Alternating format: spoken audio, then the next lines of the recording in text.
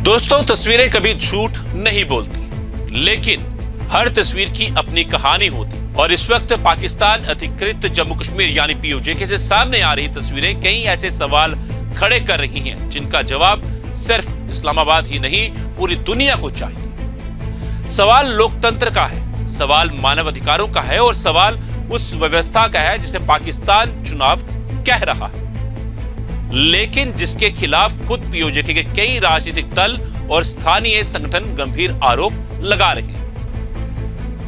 PoJ में इन दिनों तथाकथित विधानसभा चुनाव की प्रक्रिया चल रही है। पहले चरण की वोटिंग हो चुकी है और दूसरे तथा तीसरे चरण की तैयारी है।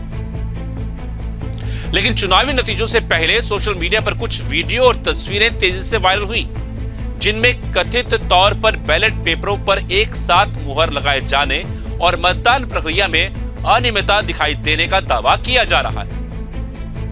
इन वीडियो की स्वतंत्र पुष्टि नहीं हुई है, लेकिन इन्हें लेकर राजनीतिक विवाद लगातार बढ़ रहा है। यही वजह है कि अब सवाल केवल चुनाव जीतने या हारने का नहीं, बल्कि चुनाव की विश्वसनीयता का बन गया है। विपक्षी दलों और स्थानीय संगठनों का आरोप है कि मतदान प्रक्रिया पारदर्शी नहीं रही। कुछ नेताओं ने जांच की मांग की है, जबकि पाकिस्तान के अधिकारियों ने ऐसे आरोपों को खारिज किया। इसी बीच पीओजे के कई इलाकों रावलाकोट, कोटली और मीरपुर से विरोध प्रदर्शनों की खबरें भी सामने आई। प्रदर्शनकारियों का आरोप है कि उनकी आवाज को बल प्रयोग के जरिए दबाया जा रहा है। सोशल मीडिया पर वायरल कुछ वीडियो में सुरक्षा बलों और प्रदर्शनकारियों के बीच टकराव दिखाई देने का दावा किया जा रहा है। हालांकि इन सभी वीडियो की स्वतंत्र पुष्टि नहीं हुई है और पाकिस्तान की ओर से अलग तस्वीर पेश की जा रही है। इन घटनाओं ने पाकिस्तान की सीमाओं से बाहर भी प्रतिक्रिया पैदा की है।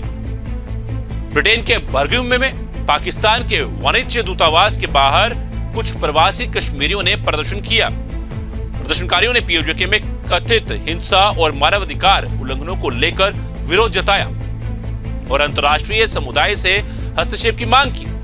प्रदर्शन के दौरान प्रतीकात्मक तरीके से जूते रखकर विरोध दर्ज कराया गया, जिसकी तस्वीरें भी सोशल मीडिया पर व्यापक रूप से साझा की गई। इस पूरे घटनाक्रम के बीच पाकिस्तान के भीतर से भी कई बयान सामने आए। कुछ नेताओं ने सुरक्षा चुनौतियों और कानून व्यवस्था का हवाला दिया। वहीं आलोचकों का कहना है कि सुरक्षा के नाम पर राजनीतिक विरोध को दबाया जा रहा है। ये विरोधाभास आज सबसे बड़ा सवाल बनकर उभर रहा है। भारत ने इस पूरे मुद्दे पर अपना रुख दोहराया। भारत का कहना है कि जम्मू कश्मीर और लद्दाख का पूरा क्षेत्र भारत का अभिन्न और अविभाज्य हिस्सा है और पीओजे में कराए जा रहे तथाकथित चुनाव भारत के दृष्टिकोण से कोई वैधता नहीं रखते। भारत का यह भी कहना है कि ऐसे चुनाव वहां के लोगों के मानवाधिकारों और लंबे समय से जारी समस्याओं से ध्यान हटाने का प्रयास है।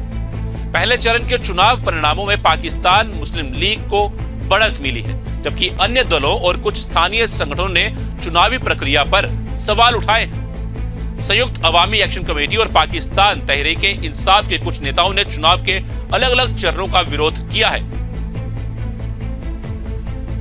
और कई स्थानों पर बहिष्कार की बात भी सामने आई है। दूसरी ओर तीसरे चरण की वोटिंग अभी बाकी है, इसलिए राजनीतिक तनाव कम होने के बजाय और बढ़ने की आशंका जताई जा रही है। सबसे अहम सवाल यह है कि अगर चुनाव प्रक्रिया पर इतना बड़ा विवाद है तो क्या पाकिस्तान निष्पक्ष जांच कराएगा? क्या चुनाव आयोग इन आरोपों पर विस्तृत जवाब देगा? क्या अंतर्राष्ट्रीय मानवाधिकार संगठन इन घटनाओं की स्वतंत्र पड़ताल करेंगे? और सबसे महत्वपूर्ण, क्या पीओजे के लोगों की आवाज को लोकतांत्रिक तरीके से सुना जाएगा या फिर सुरक्षा और कानून व्यवस्था के नाम पर हर विरोध को दबाया दिया जाएगा? यह भी याद रखना जरूरी है कि युद्ध, संघर्ष और विवाद वाले क्षेत्रों में सोशल मीडिया पर बड़ी मात्रा में अपुष्ट सामग्री भी प्रसारित होती है।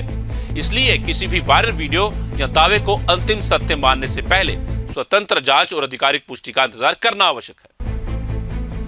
फिलहाल इतना साफ है कि पीओजे के चुनाव अब केवल स्थानीय राजनीतिक प्रक्रिया नहीं रह गए हैं।